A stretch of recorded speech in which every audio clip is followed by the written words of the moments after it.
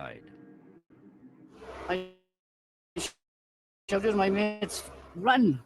And I just run like hell, just thought I was going to be killed. Images of Abervan's terrible plight were seen around the world. Eyewitness reports have described the scene. And mothers were frantically clawing at whatever with their bare hands. The story of Aberfan that has been handed down through the decades has been of a terrible accident visited upon an unsuspecting community. And of the government's. By Almighty God, that the evidence I shall give shall be the truth, the whole truth, and nothing but the truth. But driven by grief, anger, and guilt, the village fought for justice. What happened next taught the government a lesson and awoke in the people a sense of their own power. I was a lot younger, quite hot-blooded, and didn't like no for an answer. Is this what he wants?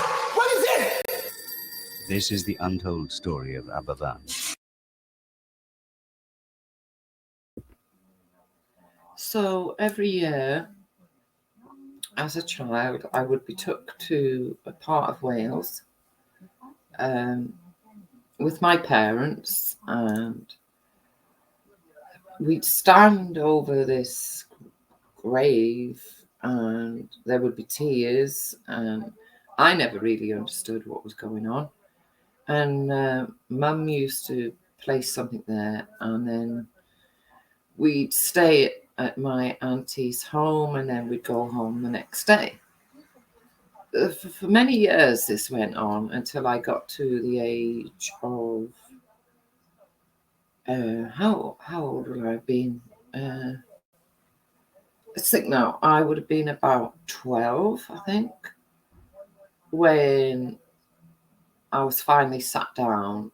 By now I'd already come to the conclusion that something bad had happened at that place, but I didn't realise the extent, if you like, of what had happened. And I believe in my mind that it was this, this so-called, if you like, accident, atrocity that happened that propelled my way of thinking.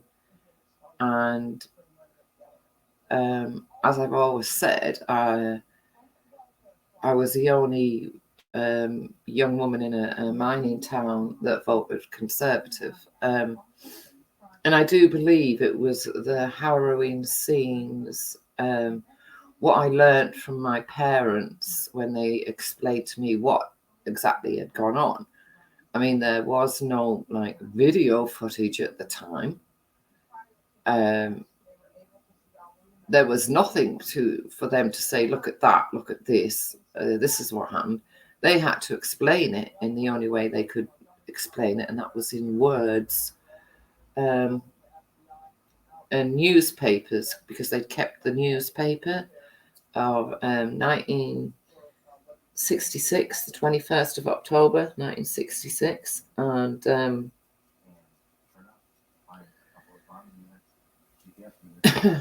there's no doubt in my mind that when I became aware of the horrific events of that day, it completely changed the way I thought about the NUC, NUB, sorry, all of them. I remember asking my father why he bothered to go to work for such a blatantly uncaring company. Why he carried on working there when, they'd done what they'd done. And he always said to me it was more complicated than I realised.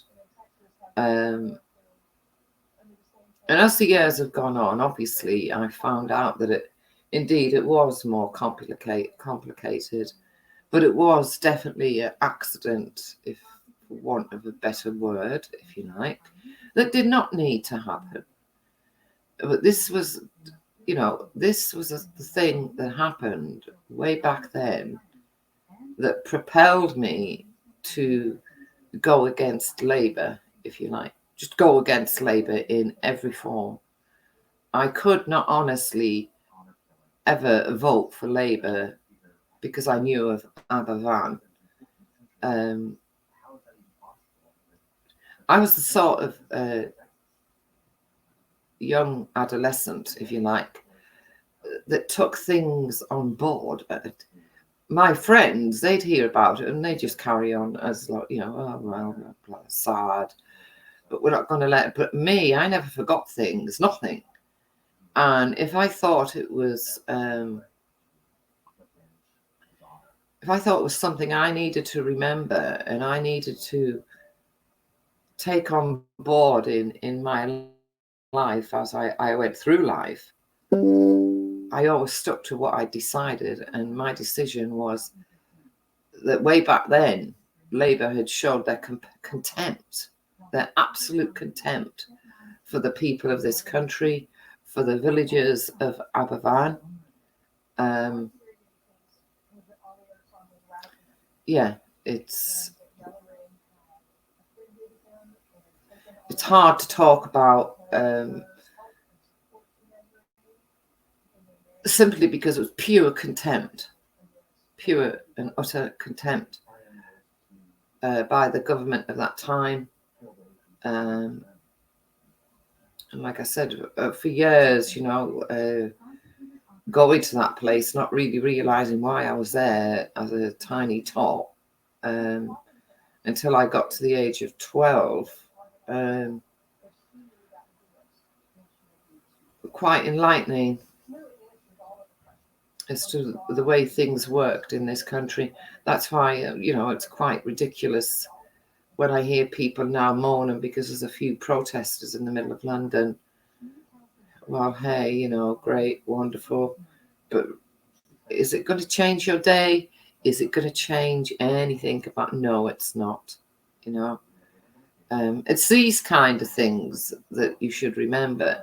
It's these kinds of events that you need to remember and you need to never forget, because as Ned said in a comment under one of my short videos, you know, those that don't learn from history are doomed to fail. And that's a very true saying. I can't remember who coined that phrase, but it is a very true saying. And the little faces of those children etched into my mind forevermore. In my lifetime, there's been a few events that I've never forgotten and I'd never forgive. And I've lived my life within the barriers of that, trying to make sure I'd never ever support anything to do with the absolute atrocity that was allowed to happen. And this is one of them. And you moan about the way things are today. Yeah.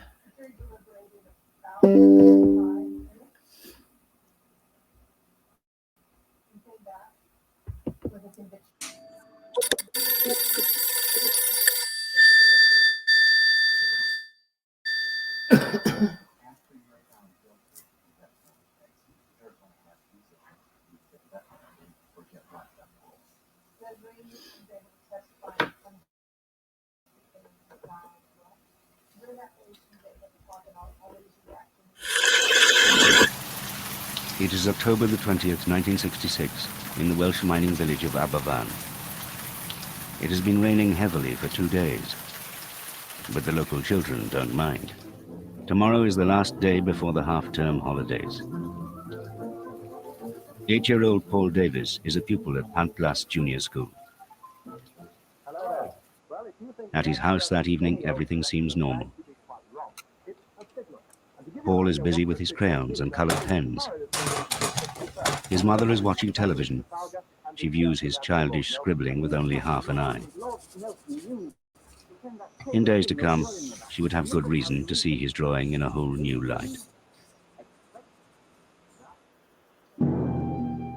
Bernard Thomas counted Paul Davis as a friend. The following morning, as usual, Bernard and his mates made their way here. Today it is a memorial garden on the edge of the village.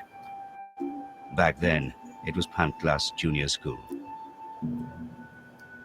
Where now there are trees, wide borders and bird song, there were once desks, a playground with the sound of children's laughter.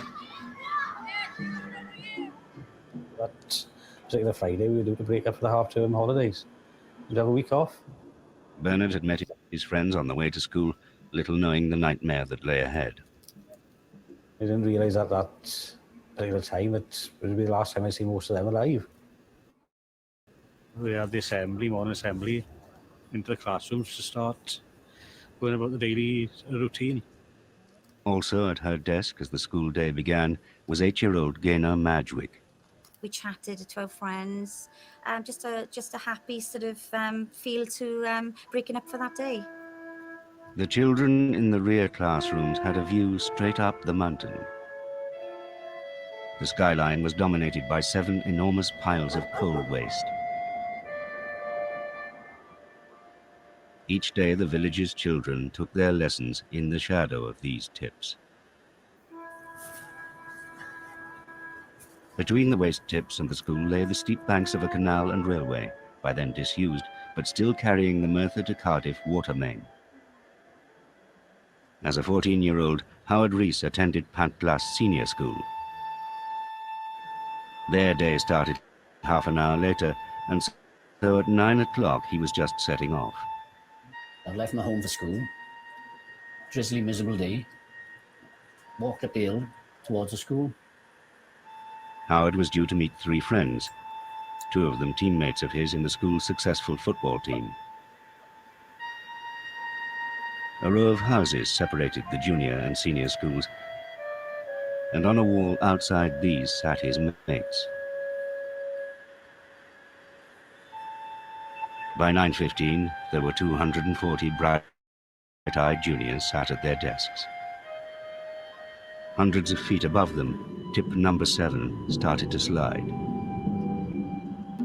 Through the window at the back of his class, Bernard could see what was headed their way. I looked up this direction through the window and I could saw this slurry coming towards the school. I thought, oh, that will stop outside. But Howard Rees knew that the slurry was not going to stop. And approaching the corner of Moy Road, he could see that his 3 mates were in its direct path. I shouted to my mates, run!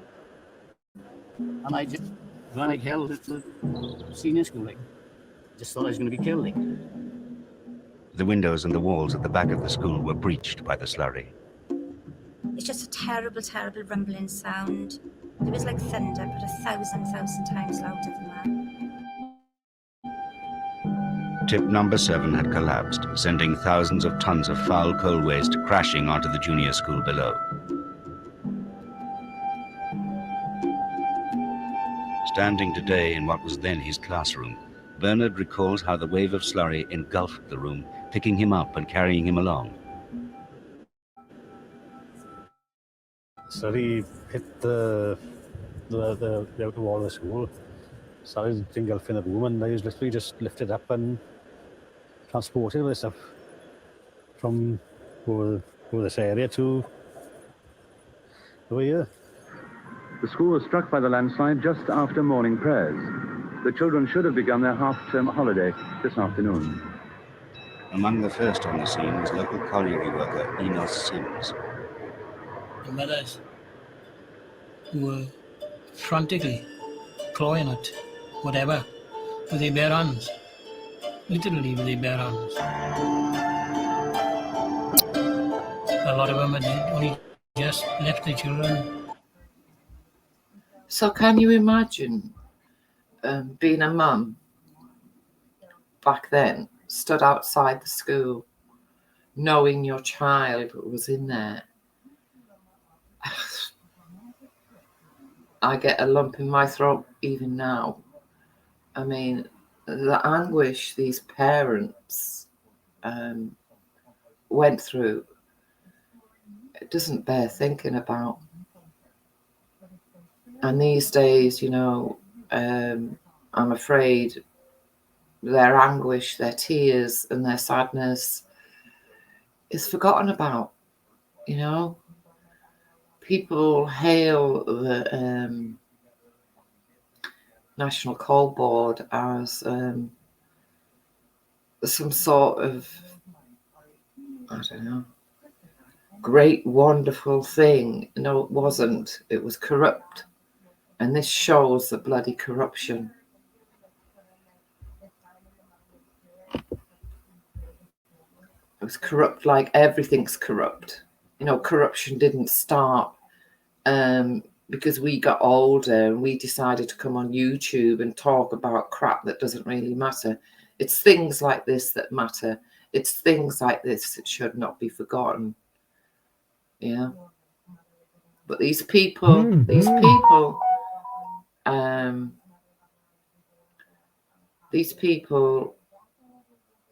fought back.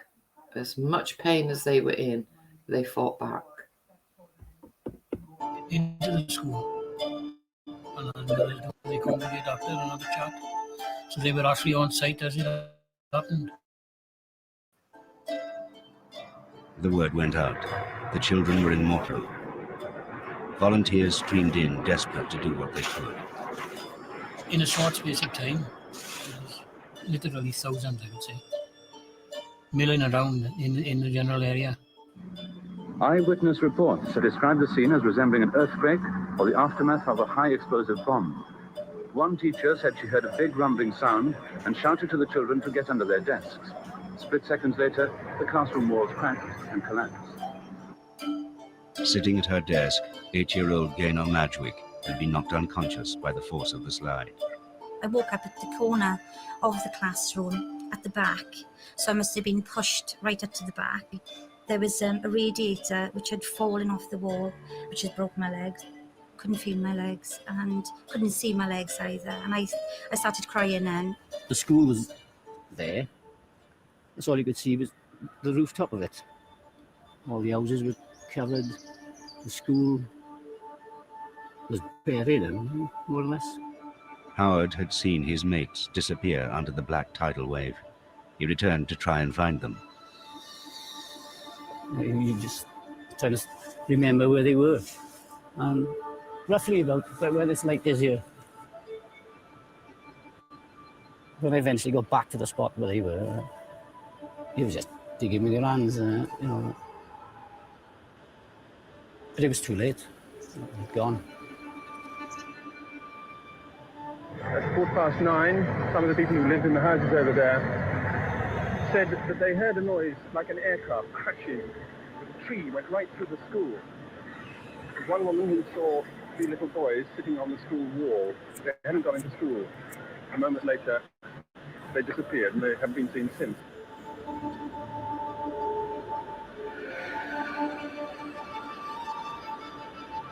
The row of houses between the junior and senior schools had been swept away, and with it, Howard's friends.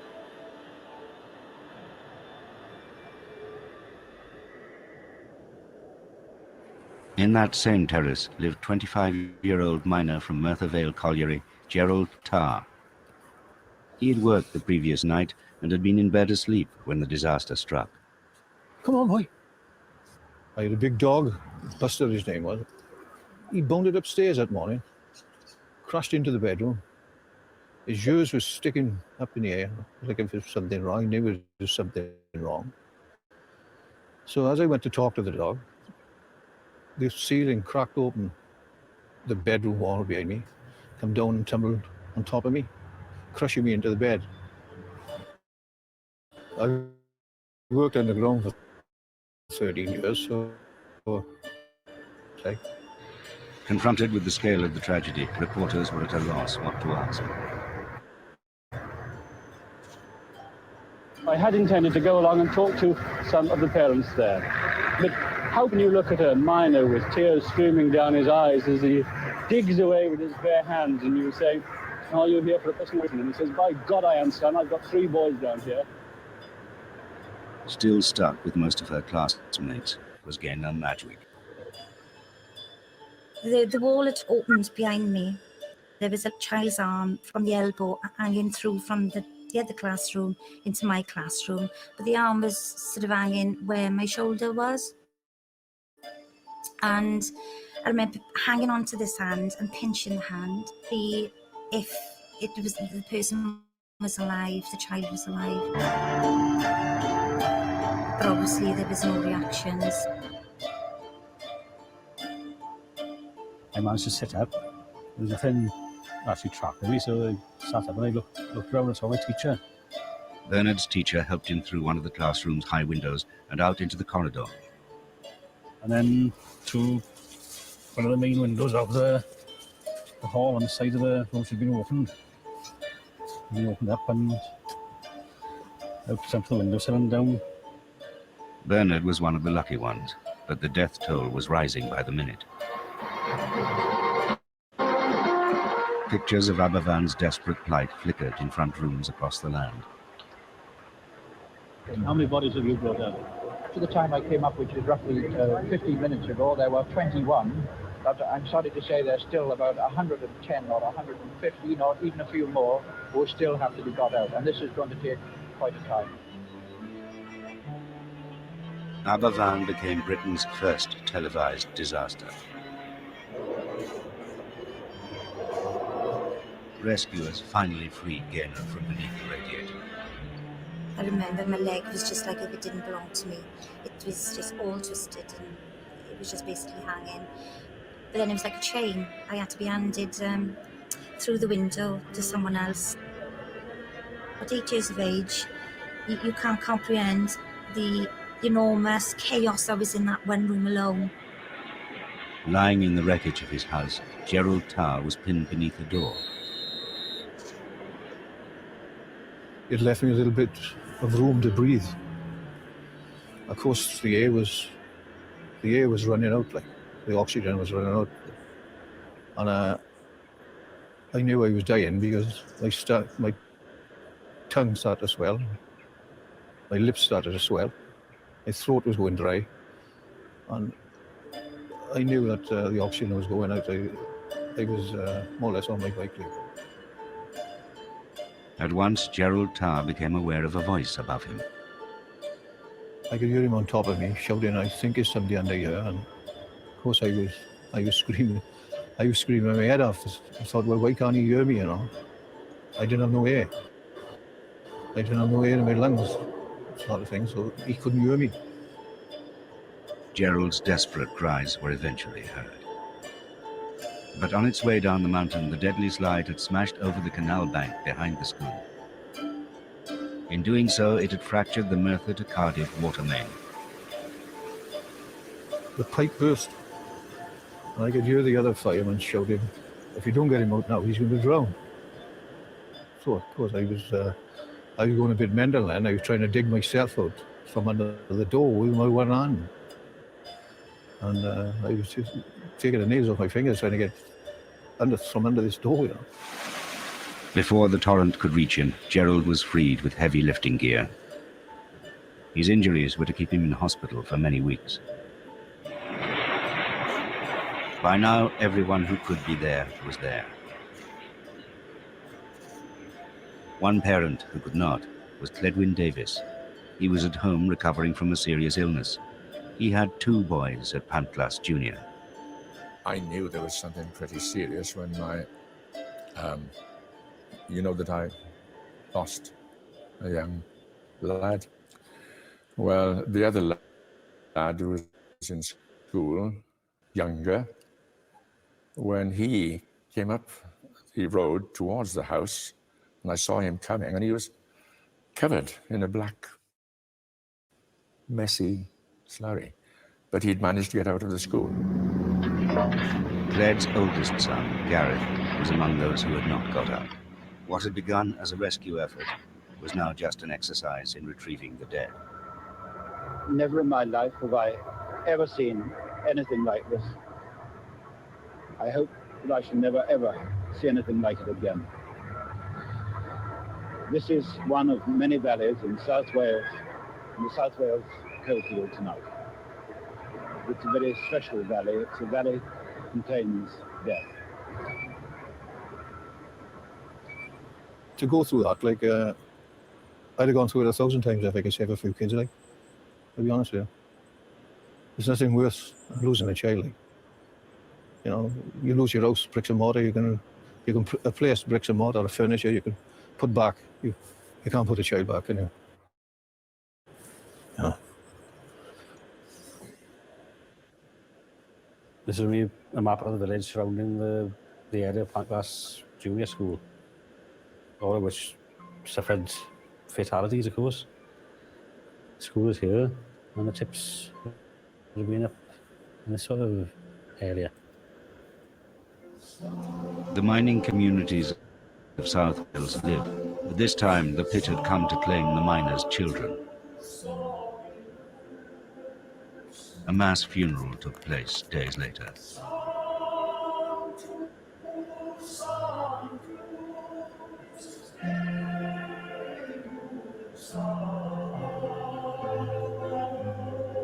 It wasn't just that the victims were so young. The roll call of the dead showed fatalities in almost every street. Roughly 3 to 5 there. My street, but 5 from the next street, 3 from the front, 3 from Pancras Road, 10 from Moy Road, Abervan Road, approximately 7, 2 from Barrington Street.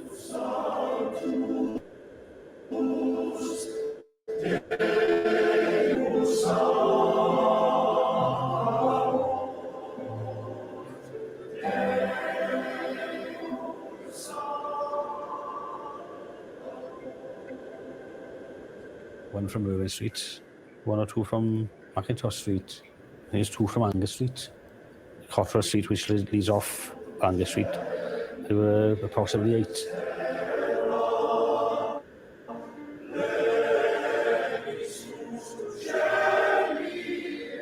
There was any streets that weren't affected in some way or other, so 1 or 2 losses.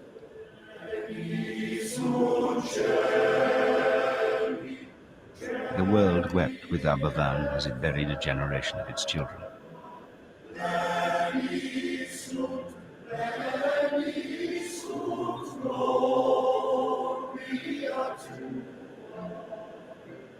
In all, 116 children and 28 adults perished in the black slurry of Aberfan.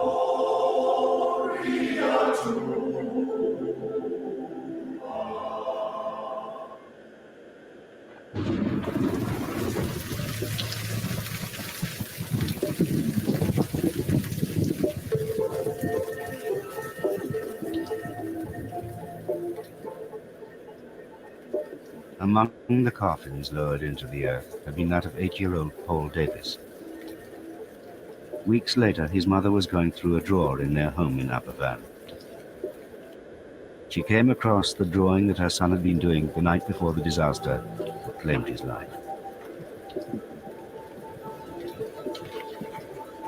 She saw in his scribbles a warning that the village was in peril.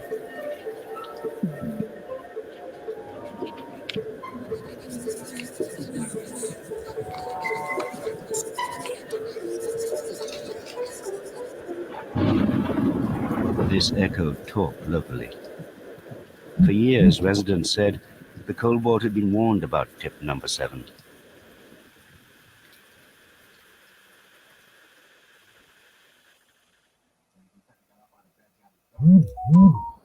With its pit complex and its waste tips, Aberfan was a Welsh mining village like many others. The place only existed because of the mine.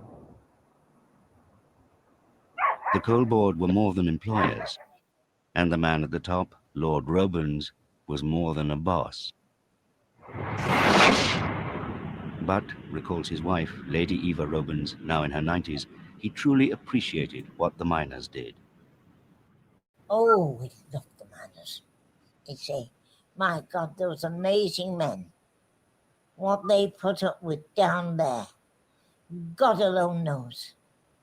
And he said every piece of coal He used to say he's got at the expense of one of those men. Oh, yes, he was committed to the miners. The feeling was mutual. Coal was a nationalized but dying industry, being overtaken by oil and nuclear. Robins, a former top Labour politician, was leading the fight against the government's closure program, which threatened every pit in the land. He and Lady Robins flew down to Aberfan the day after the disaster. The atmosphere, calamitous. It was the most tragic feeling in the world. There was nobody literally talking to anybody. Alfred was whisked away. Lord Robins inspected the site. What had caused tip number 7 to fail? Quickly an answer emerged. Water. When the slurry is dry, it's a fine black powder. It's made of coal, of shale, the waste products of the industry. But when it gets wet, then the slurry changes into a thick black mud with the consistency of molten chocolate. There had been a natural spring in the center of the tip, and the wetter the tip got, the less stable it became. On that day, the slurry reached saturation point. The tip collapsed. But was anybody to blame? In Aberfan, Lord Robins was cornered by the press. You have a moment, Lord Robins. About the slide. Can I ask you a few questions? Does the coal board have any responsibility for this slide happening? I would not myself have thought that anyone would know that there was a spring deep in the heart of the mountain, any more than I could tell you that there's one under our feet where we are now. But if you are asking if my people on the spot knew that there was spring water, then the answer is no, they could not possibly know. But was it possible to know the tip was dangerous, sir? It was impossible to know that there was a spring at the heart of the tip, turning the centre of the mountain into slush. News of what Lord Robins had said spread around Aberfan. The villagers thought they detected the whiff of whitewash, because the existence of the spring was common knowledge.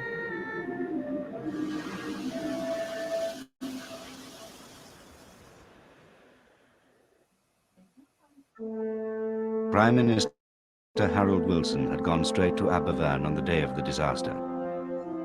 He had earlier issued a remarkable order to his Minister for Power, Richard Marsh.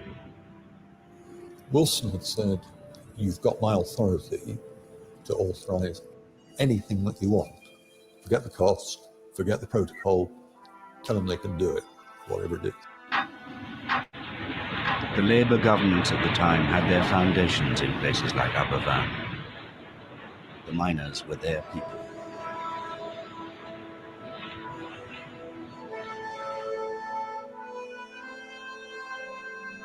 Villagers who encountered Wilson on his visit say he saw the tips towering over the village and declared, "Those must go."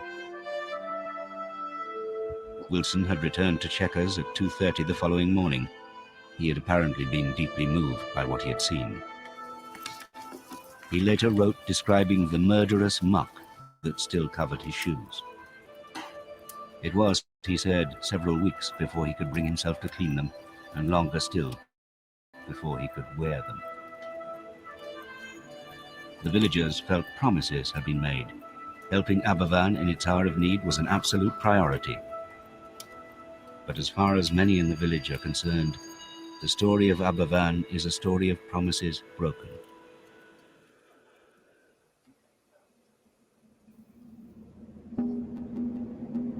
In the village, grief had turned to anger.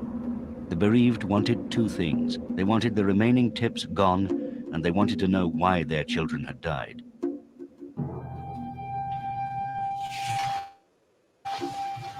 A tribunal of inquiry was set up in Merthyr Tydfil, 6 miles away, the evidence to be heard by a 3-man panel. This was Aberfan against the mighty National Coal Board. Many in the village anticipated a cover-up, and indeed the board's attitude was obstructive from the off.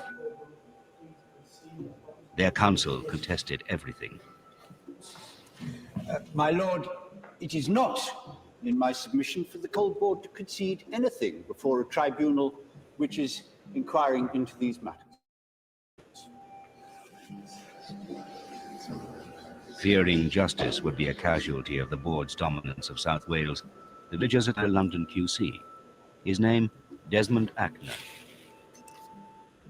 Well, I knew I was appearing for the little people, so to speak, and that the Coal Board was a pretty powerful organisation.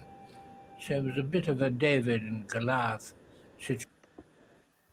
I just want to say at this point that the National Coal Board was more than a powerful organisation. They were liars, they were corrupt, and they used anything to save money, no matter the cost.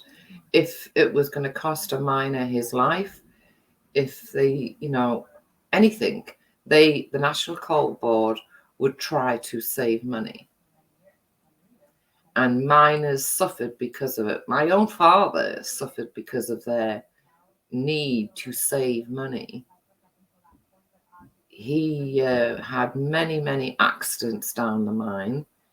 One accident, I mean, I don't think I'll ever understand it, was that he had all of his toes were removed by this new machinery that they were fitting.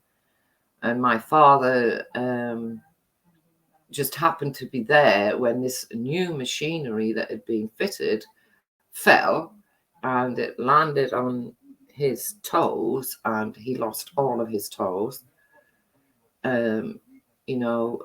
Back-breaking work. I used to call it coal covered in blood. To me, it was I can't put into words how I feel. I used to think it was coal that was just covered in blood. And I know this had an effect on my father, because that's why we turned out to be the family that we are, because as he got older, he made sure that none of his children, his male children, ever went down the mine. None of them. And being brought up in a mining town, which is like adjoined to a mining village, everyone knows everyone. And I can remember walking around, and I'd see these miners coming up from the mine, and I think, wow, what kind of day have they had? I was just that sort of adolescent, I guess. I took everything in, and I didn't miss nothing that happened. And I remember they'd wear these orange, like, jumpsuit things. And I remember saying to one of them, why do you wear orange when it's just going to be black? It's just going to get black. And I remember this guy, he must have been in his 40s at the time. He must have looked at me, some cheeky little sod. And he just said, oh, it's National Coal Board and their rules, and walked on, kind of thing. And again, I just thought, yeah, you may as well have a target on your back. To me, it was totally unnecessary. All of it, it wasn't good enough. None of it was good enough. The safety procedures weren't good enough. People who got trapped in accidents, it just wasn't good enough. I remember playing on the beach, which was like adjacent to my school, believe it or not. I could look out of my school window straight onto the beach. It wasn't a beach of golden sands, it was a beach of this black stuff. Just black. It was ugly and it was horrible. And that's when I became known as conservative girl, because I refused to even think like my peers. You know, they you know, are you gonna, when I got to the age of 18, it would be like, oh, you're gonna come to the miners' hall, are you gonna come here, are you gonna come there? And I used to refuse to go, simply because I know these places were set up for the communities, you know, and things like that. But to me, it just all represented the National Coal Board, all of it, and I hated them. I remember when my father died because of a disease he got down the mine. And when when your mother becomes a widow because of something that's happened down the mine, they are entitled to free coal for life. Yeah. What happened was, because on his death certificate, the secondary cause was pancreatic cancer, the NCB, the National Coal Board, decided to write to my mother and say that they believed that that was what killed my father. And because it was that killed my father, unbelievable, she wasn't entitled to free coal for the rest of her life. Now, I remember coming in from work and seeing her cry, and I said to her, why are you crying? What's the matter? And she told me. So I waited for the rest of the family to arrive home from their different work. And we all said to her, you don't need to worry. We'll provide whatever you need. You never need to worry about anything, nothing. We will provide, we will buy the coal. We will buy whatever you don't need. We're not children anymore. You know, and we thought like that, as in, fuck you, Coal Board. You know, we didn't try to appeal it. I can remember my brothers ripping it up and putting the paper in the bin. If you'd looked at our house at that time, you wouldn't have thought it had anything to do with a mining village or a mining town.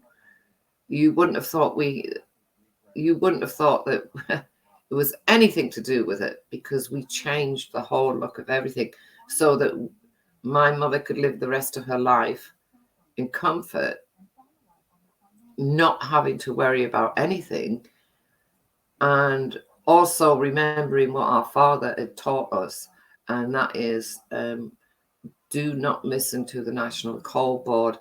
Get out of this area. Get away from all of it. Your life will not be good if you stay in this area. He told us, he warned us what was coming, you know, and forevermore, you know, I can remember the last years of his life, he would sit holding this like flower thing, and he'd just shake his head and he'd say to me, this, you know, they've already forgotten. And I'd say, well, what have they forgotten about? Well, they've forgotten about Abervan, already forgotten. And it's because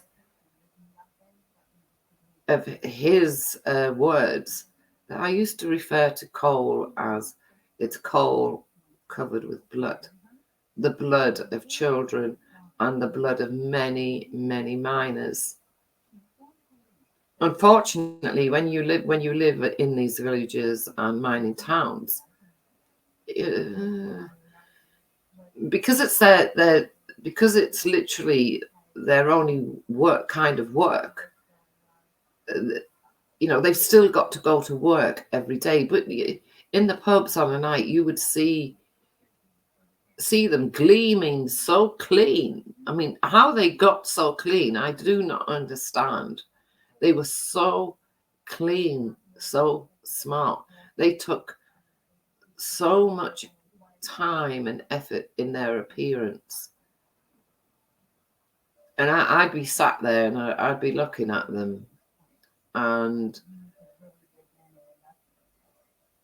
I just think, you poor sod, you know, you're out here tonight, you're having a good time, and whatever shift you're on tomorrow, you got to go down into that dark, dark, deep hole. And for what?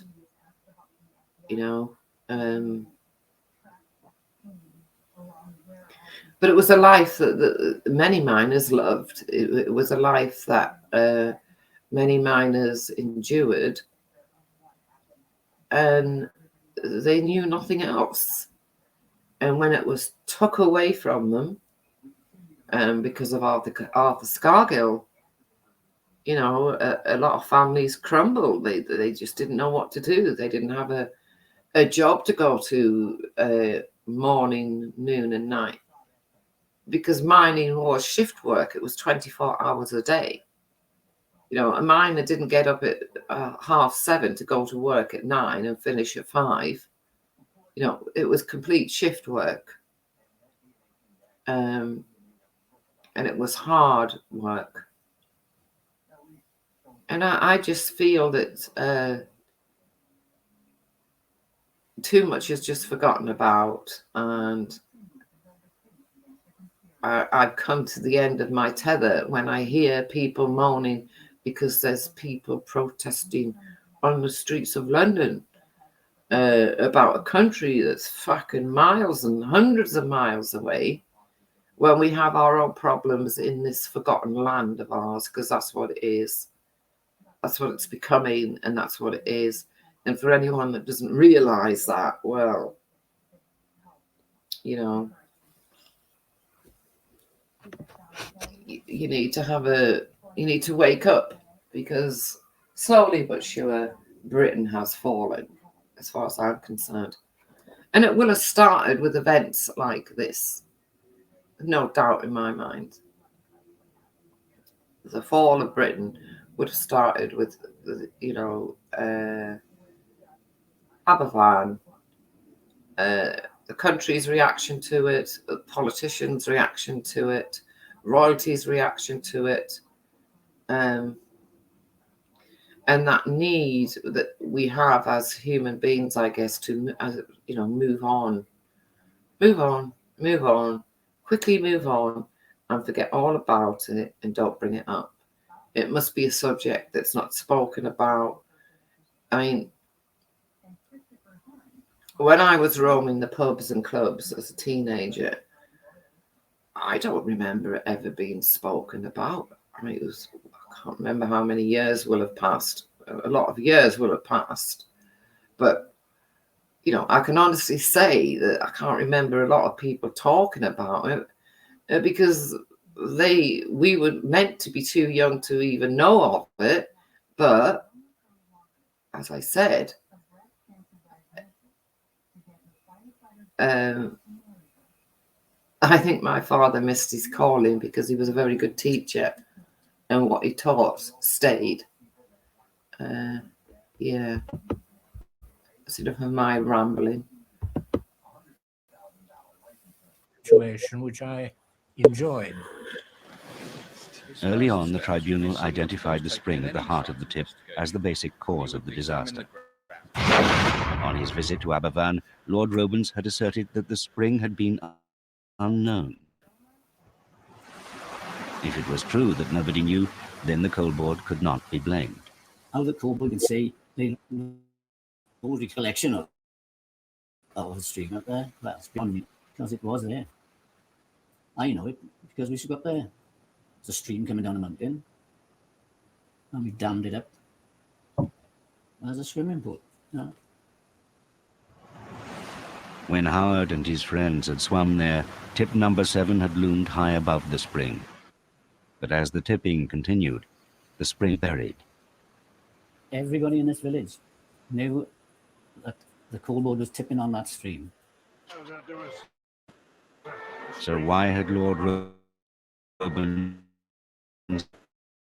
insisted that the The suggestion that no one could have been aware of the stream underneath the tip was so palpably wrong.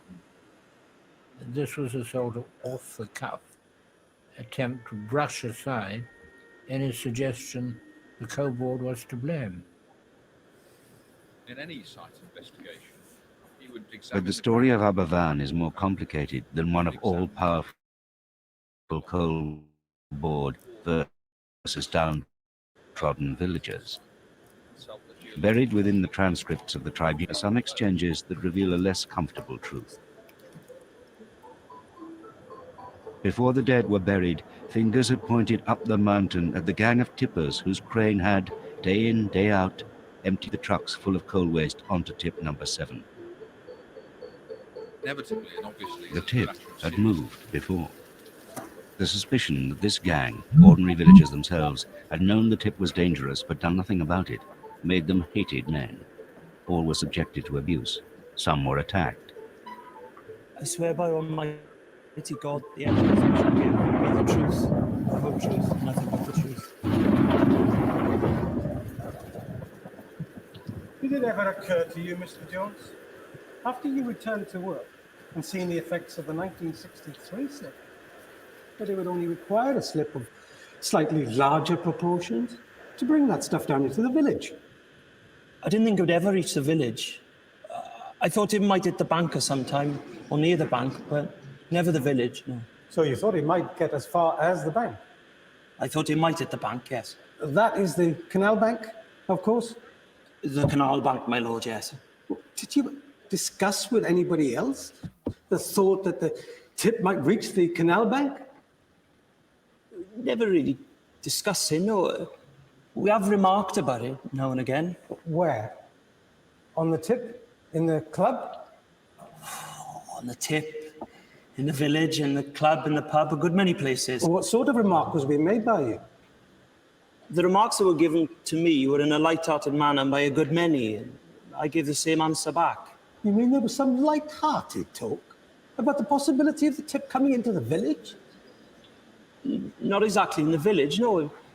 Light-hearted talk about carry on tipping there and it'd be in the club, or carry on tipping, it'd be in Bryn Taff. That kind of talk. Nothing serious. But there were others who had taken the issue seriously.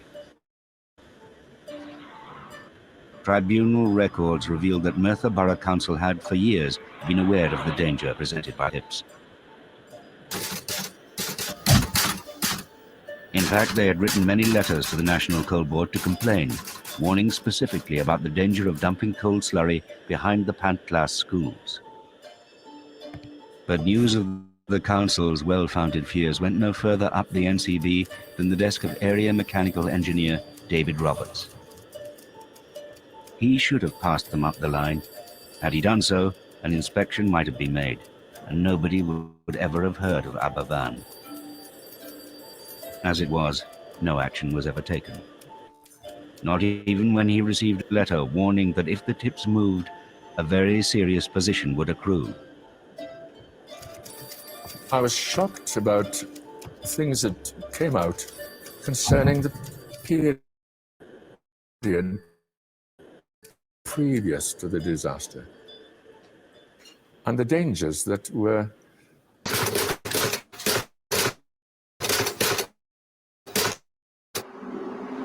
Tip slides were not rare in South Wales. Just a year before the Aberfan disaster, another slide had led to a coal board memo ordering tips to be inspected. This order landed on the desks of two local coal board employees.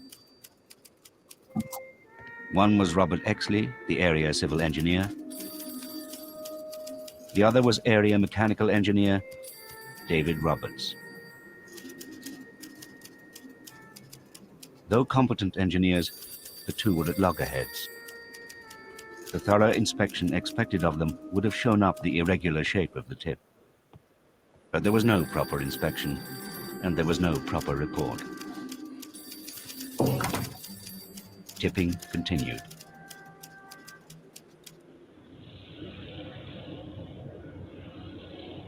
The members of the tribunal made their own inspection of the site. What was becoming plain was that the National Coal Board had no tipping policy.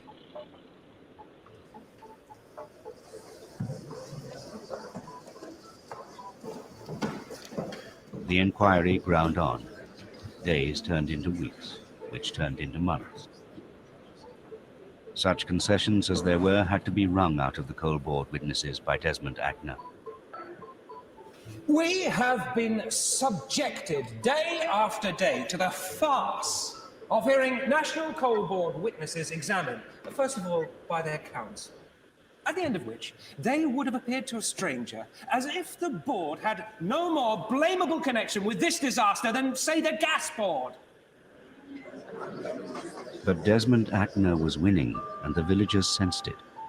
I saw him and listened to him at the tribunal. He was very impressive. Yes, he was something special, actually. And there was something special happening in the village. So moved had the world been at Abervan's plight that gifts and cash had come in by the van load. The Abervan Appeal Fund topped £1.75 million. The children went back to school, but not at Pantglas, which was razed to the ground. The clear-up mirrored the physical recovery of those that had survived.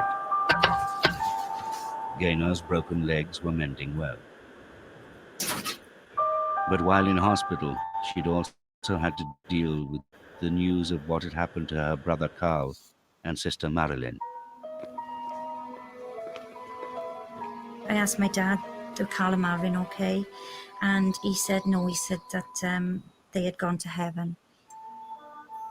And to see my dad with the face and the anguish and the tears and, oh God, you know, you can't imagine looking at him as an 8-year-old, what he was feeling.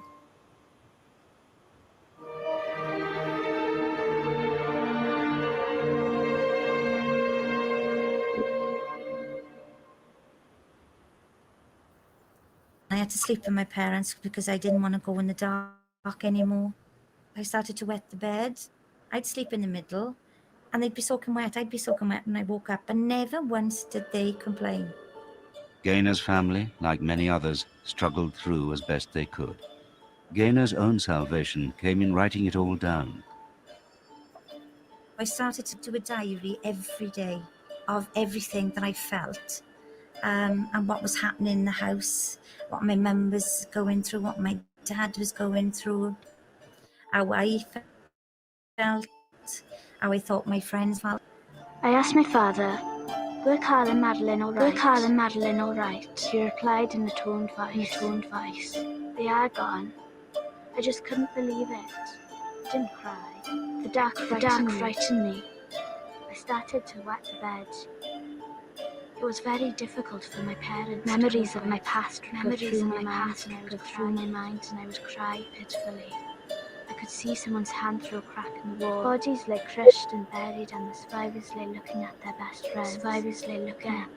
friends, dead. It was like something trapped in my mind. It was like a ball of all these problems in my mind that I released all onto a diary.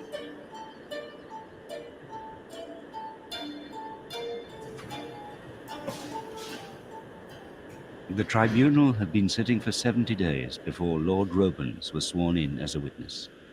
I swear by Almighty God that the evidence I shall give shall be the truth, the whole truth, and nothing but the truth. Robens was not used to being challenged. He did not like it. I am not in a position to give specific answers, but I am trying to help him. But he obviously needs some assistance. Lord Robens, I'm grateful for your sympathy. The patience that you are seeking to show is a mutual bond between us. He was very much on the defensive. He was a hostile witness, and he was an awkward person. I knew that the board's main defense would be based on geology. Answer my question. When I was on the mountainside, I realized... Am I not answering your question to your satisfaction? He gave the impression of being irritated that he should be required to answer any questions. I do not, in the light of the evidence that has been given before the tribunal. Would you answer my question? I would, if I could get the question, answer the question, but I am not quite clear what the question is. Here was a very powerful person at the very top of a big organization, really turning out to be an incompetent and unhelpful and contradictory witness. Ackner had already drawn from Robens a startling admission. The Coal Board had spent weeks dodging the blame when they had known all along the disaster had been foreseeable. Does it come to this?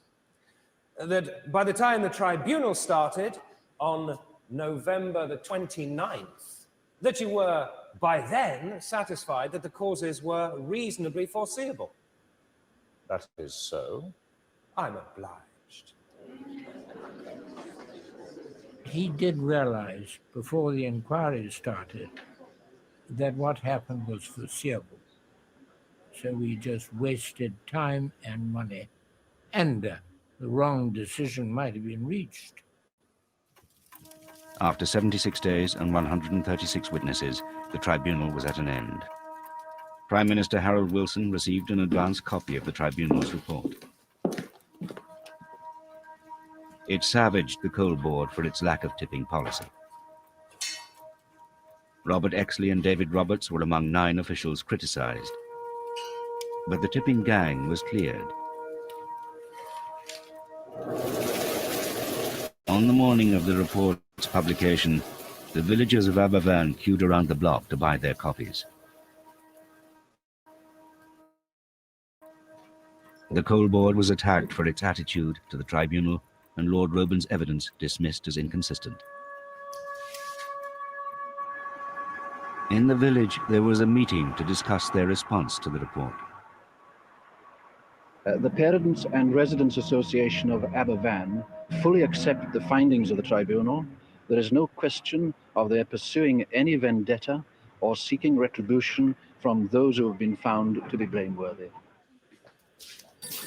But 116 children had died, and in the village they believed heads would roll. Lord Robens, do go through. Mr. Marsh is expecting you. For Harold Wilson, it all hinged on one question. Who should we hold responsible? And for Harold, there was no choice. It was Robens. Promise me, Richard, promise me you'll never have a tribunal like this again. It was just an inquisition. They wouldn't let me give proper answers. Thank you. It was biased. I mean, what do they mean, that my evidence was inconsistent? Inconsistent? Look, Alf, it is important that the Coal Board accept the report. It would look bad if you were seen to be criticising the tribunal. You can't refight that one. Alf, you just can't. Yes. All right, agreed. No criticism, just facts. Alf?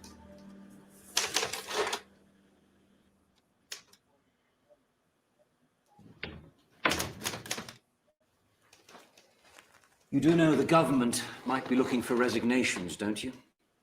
It would be hateful if people were to go around with long knives looking for victims, Dick. The subject of Robens' future divided the country and the government.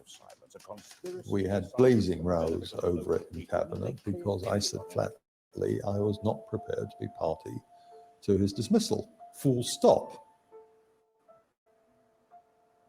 Marsh believed that since Abervan's safety worries had never reached the board, Robens should not be blamed. Those saying Robens should go felt he was responsible for the absence of a tipping policy, the underlying cause of a slide that had killed 116 children. Robens was himself torn. He did not believe he was to blame, but the memory of what he had seen in Abervan was seared into his mind. I think that cracked him up.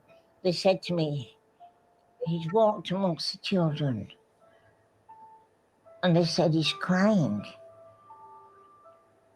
And I thought, Alfred crying?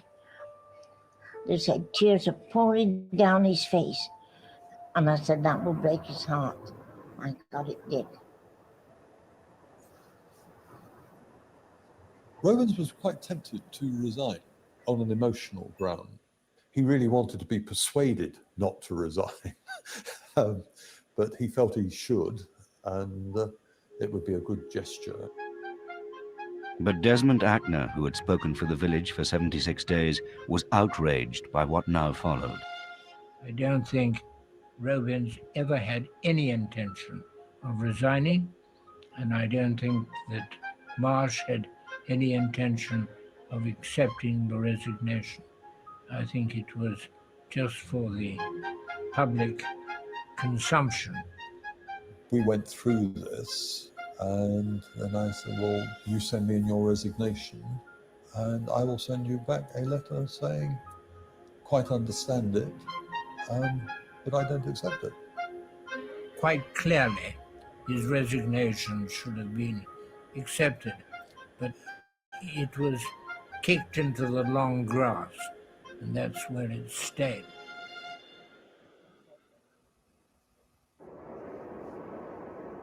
In the village, talk had turned to the remaining tips.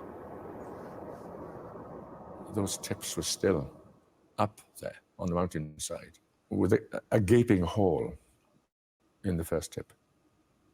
And when people were looking up at those, I mean, what were the thoughts? The thoughts were that, what's going to happen with those? Is it going to happen again? And you can't allay those fears whilst the tips were still there. The villagers hadn't forgotten that Harold Wilson had said the tips must go. But things had changed. They had trusted the coal board, and their children had paid the price. No longer would they put their faith in authority. I think people thought that whatever was going to follow this particular time, people of the community would have to do it themselves.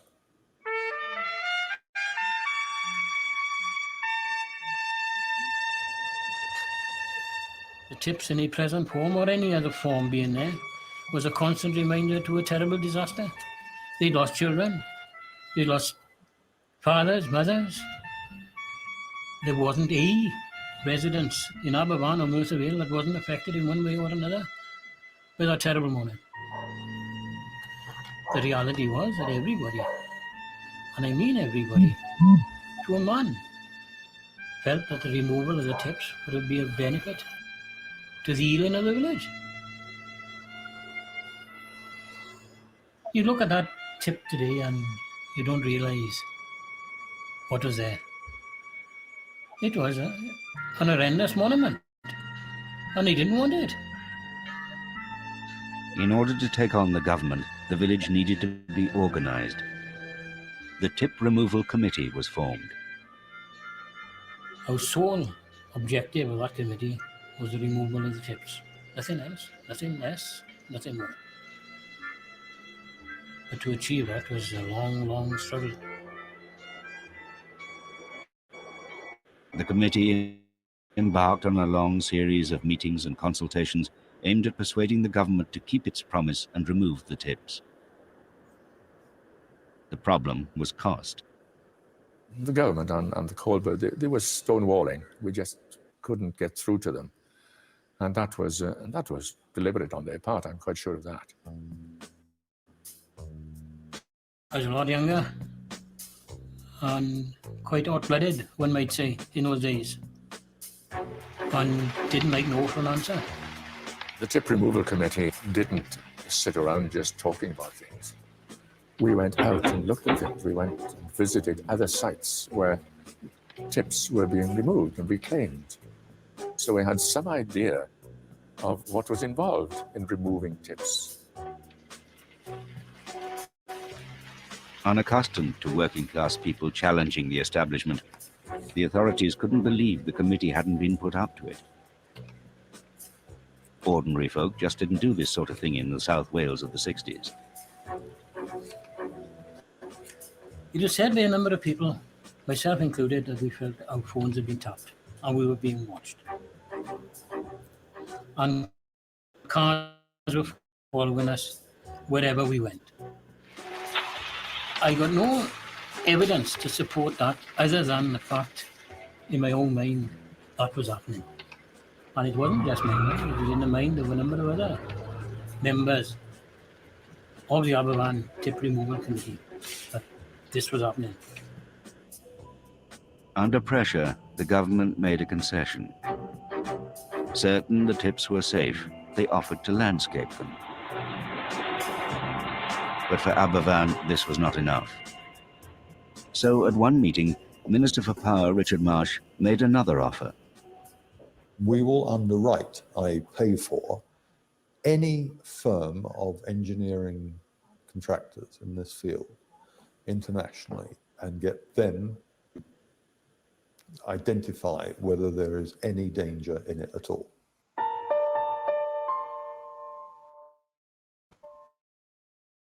Marsh had always believed their concerns about safety. But there was more to it than this. Some villagers were also haunted by the thought that they might have done more to prevent the disaster. Look, we're quite prepared to believe that these tips are safe. I mean, you'd be very stupid indeed to pretend after all that's happened that they were not. Look, the real reason we want that tip removed is because we can't stand the sight of the thing. Okay. Look, many of us know the reasons that no complaints were made. About the tip, which we knew had got water in it. We never thought it would do the damage that it did. No, sure. Look, we believe that if any action was taken to remove it or make it safe for a time, you know, the additional costs would have made the pit uneconomic. And they'd have shut it down. Yeah, they would have closed the place. Oh my God. These were all people who'd grown up for generations mining. They knew about coal mines. That doesn't mean they were responsible in any way, but nobody blew the whistle.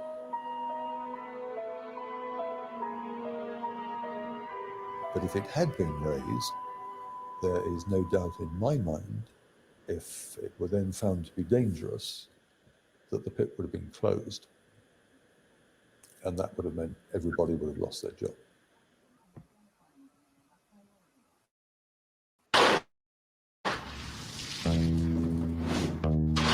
The government was still stonewalling on the tips. There was to be one last meeting with George Thomas, the then Welsh Secretary. A more militant faction of the group decided that they had heard the word no often enough. They probably thought that what we were doing as a tip removal committee needed to be reinforced. And I think they were possibly right. A number of us had agreed that if the answer was no, then we would be taking matters into our own hands.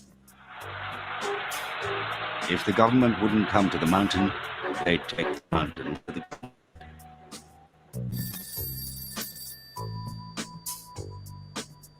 Fearing they were still being watched, Enos's group met in secret and never spoke of their plans on the telephone. Don't answer it. He was always prepared to sort of get stuck in, if you like, and show people that we meant business. He was his own man. And a useful man to have around. The committee travelled to Cardiff, taking bags of slurry with them. The meeting went badly. It was no again. Time for Plan B. Walked out of his office down the stairs. Pre-arranged. Out of the main doors. Opened the boots. Took 2 bags each. That's what we took in. And he made out of a mess. We're not playing! You're not playing now! Is it what you want? What is it? This is what it's all about, isn't it? Well, let's see you actually with the stuff. We move the take bit by bit. If that's what we want. Go on!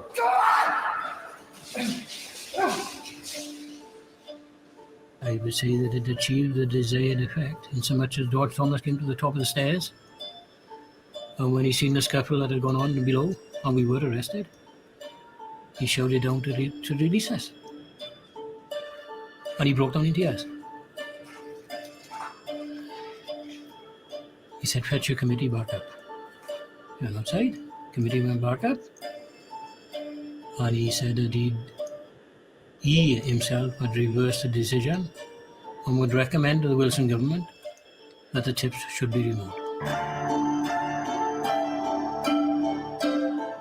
A matter of days later, they announced that they were prepared to remove the tips.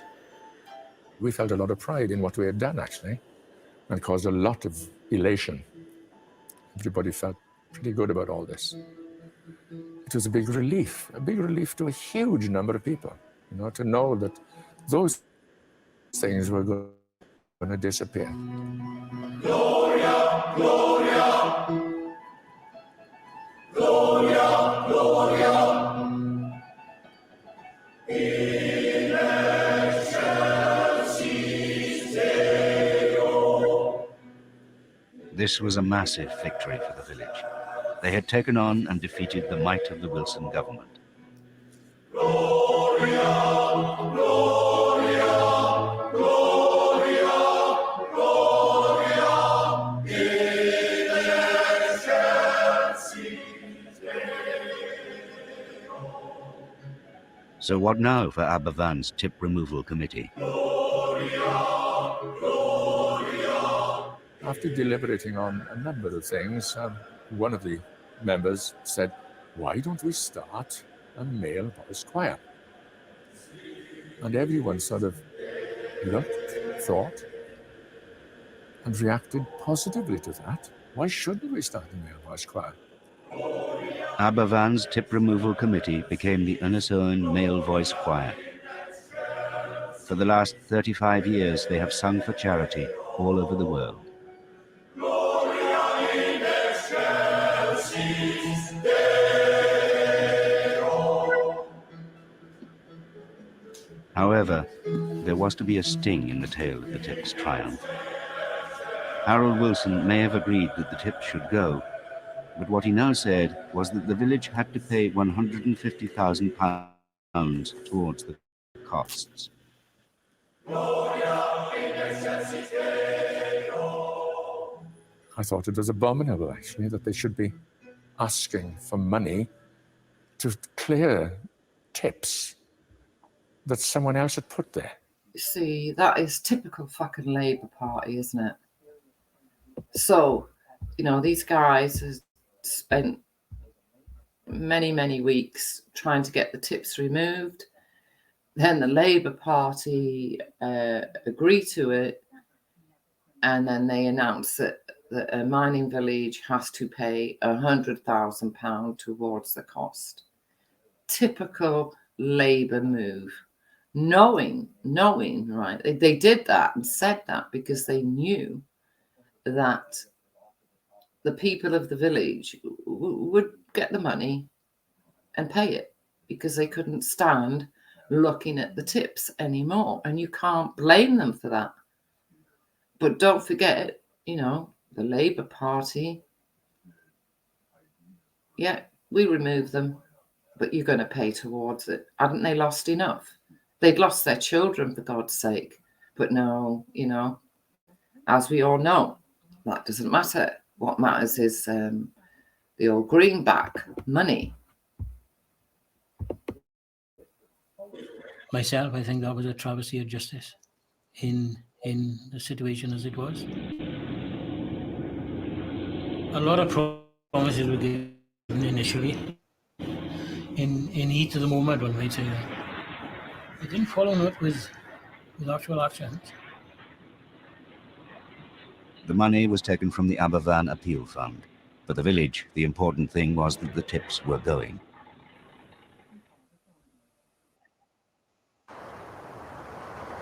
Today, 40 years on, the tips have gone. So has the mine. The tragedy of Aberfan is that it was an accident that could and should have been prevented. But in their fight for justice, the village taught the world a lesson. Authority was not always right. It could be challenged, and it could be beaten. Yet, looking back on those terrible days, some are generous in their conclusions. No individual whatsoever, including Lord Robins, was ever responsible for what happened. I know men were blamed. But I'll go to my grave saying, I don't believe they were guilty. In others, bewilderment lingers. There's not one of them had a sack. They didn't even lose their jobs. They didn't have nothing at all. You know what I mean? It's wrong, man. They want to start changing the law in this country, you know what I mean? Some forgive, but nobody forgets. As I got older, I started drinking a bit heavier to try and forget, but unfortunately it doesn't work that way. If anything, it comes back twice as bad, really. The physical injuries heal, but obviously it's the mental injuries and scars that never heal, I don't think. It gets easier, but they never heal. In 1997, the Blair government finally repaid the village's money. Today, it would be worth $1.5 million. All they got was the original amount.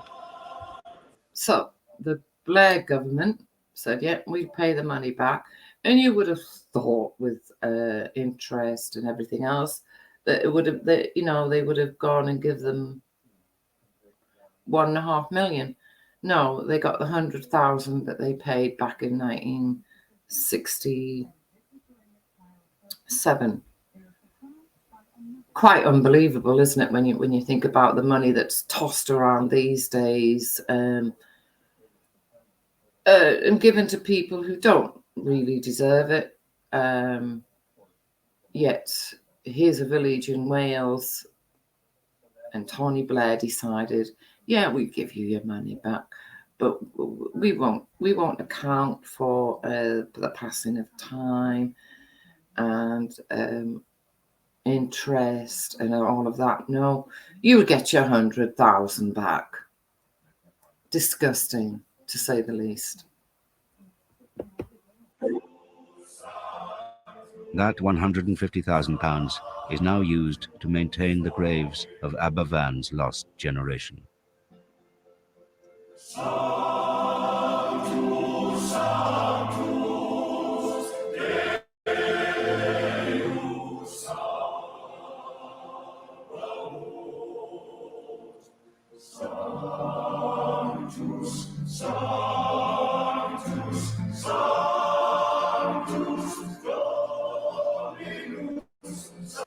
So it leaves you wondering, doesn't it? There's a little mining village just going about its business. And they're made to pay £100,000 to remove the slag heaps that remind them of the disaster. And Tony Blair, all those years later, oh, you can have it back, but we're not going to put inflation on it. You know, you're just going to get your 100,000, or was it 150,000 back? And the people of the village, well, they used it for a good reason. It seems they didn't waste a penny. But you see, that was the start. That was the start of the downfall of this country, when those people had to fight for what literally they shouldn't have had to fight for. They really shouldn't have had to fight for it. But like all governments since and all governments before, they care little about the man in the street. And it really is heartbreaking, you know.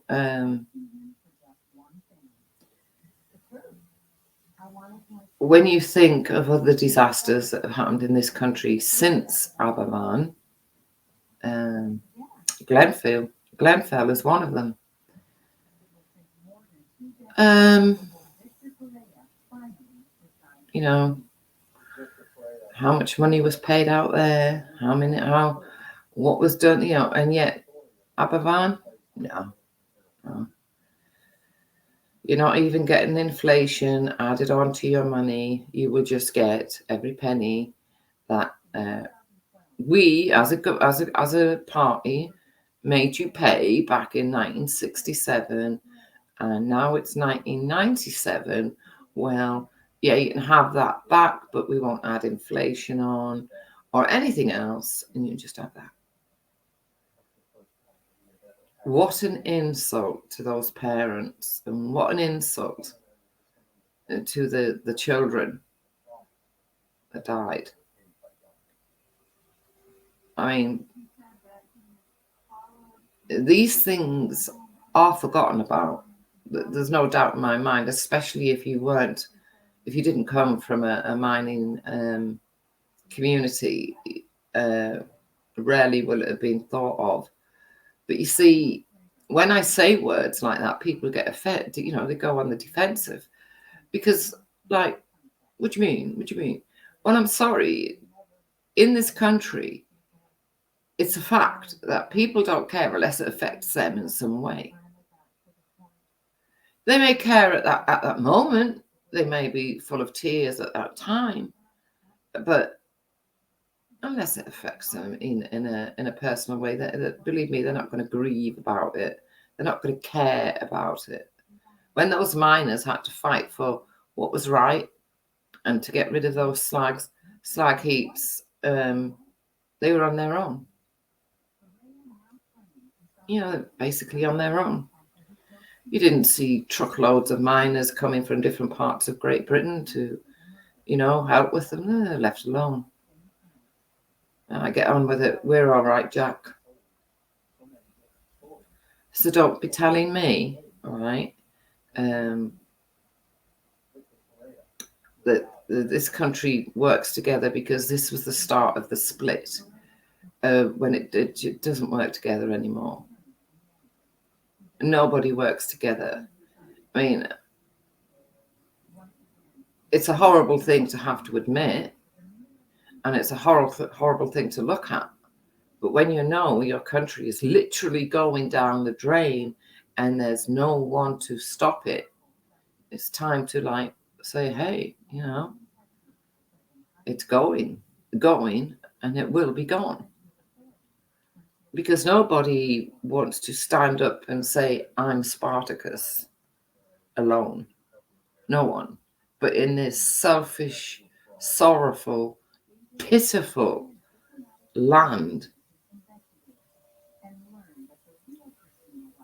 people are just not willing anymore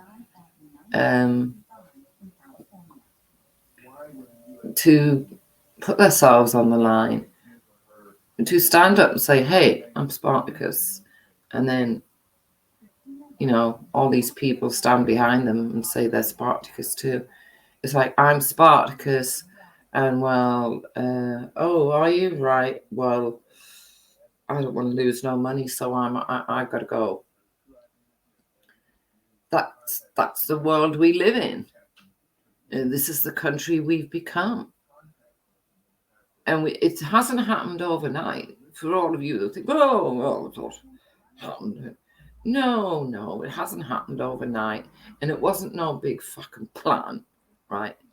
The selfish, greedy needs of people has brought us to this place. That's what's happened. And as much as people like to sit around and talk, I mean, I heard the fucking witches talking today. Oh, there's terrible what's going on in London. It was bad, you know, the protest in London. And someone had to point out to, I think it was Jupiter. Someone had to point out to Jupiter that, you know, in this country, people have a right to protest, because she was saying it was bad. They're protesting. They're only as strong as their protest. If you want to stand and spend hours listening to them, if you want to make them important by taking notice of what they're doing, that's up to you. Me, I prefer to ignore it. It will go away. Not important what people are doing in London. Don't care. I don't care whether... I don't care. They can march up and down the country. It's not going to affect me. Not going to affect me, and it's not going to affect my family, and it's not going to affect my friends or anything else. But things that have affected me over my life, I have stood up for. And things that have affected other people, I've stood up for. Like I've said, coal, coal was covered in blood. It was covered in every miner's blood, and it was certainly covered in the blood of those children. What price? What price was paid? And look at the way the government behaved back then, and the government of today, they'd throw money at it. Oh, yeah, here you go. Who can we blame? Well, let's make sure it's not the government. When in fact, it's every government is to blame, as far as I'm concerned. Every government. They have brought this country to the place it's at today, along with the consent and love, if for want of a better word, of the people of this country. Because for too long, lots of people have stood back and said, well, hey ho, got to go to work, got to go to work, got to go to work. The only time I've seen, in modern times, I've seen people stand up and say no in a way that actually made a difference, right, was the poll tax riots. People were just not having that. And I loved every second of it. I thought it was brilliant. And people were just not having it at all. Since then, this... What are we left with? What are we faced with? I'll tell you what we're faced with. What we're left with. We're left with a country that's divided politically, because one half of the country wants one thing and another half of the country seems to want another thing. We're left with a country that no longer seems to know its own identity. Yeah?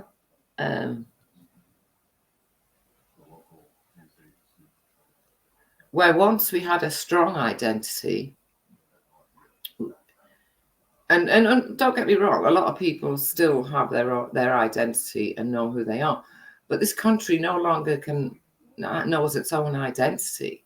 They can't, the country can't decide what it is anymore or who it is. We've got the idiots like Upiter running around saying that in Revelations, it says Jesus will be a Muslim. Well, actually, it doesn't. It doesn't, because when I heard you talking that rubbish, I did what I did. And the people that say that are the Muslims themselves. So don't be saying that in Revelations that's what it says, because it doesn't. Therefore, that tells me, Upiter, that you haven't got a clue what you're talking about. And I'm fed up of listening to this shit. I mean, I thought it was bad, but after hearing that, I thought, what? You're crazy. Idiocy at its worst, right, is what we hear on these panels. Idiocy at its fucking worst. And I, for one, I've had enough of it. These people don't know what they're talking about. They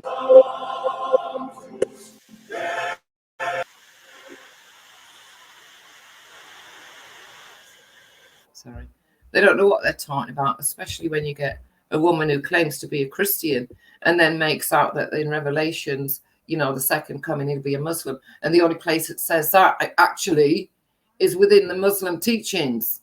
It doesn't say it in the Bible, you silly fat witch. And it's people like her that have got this country in the state it's in. Figure that out any way you want to, right? But I'm telling you, it's people like her. They're to blame.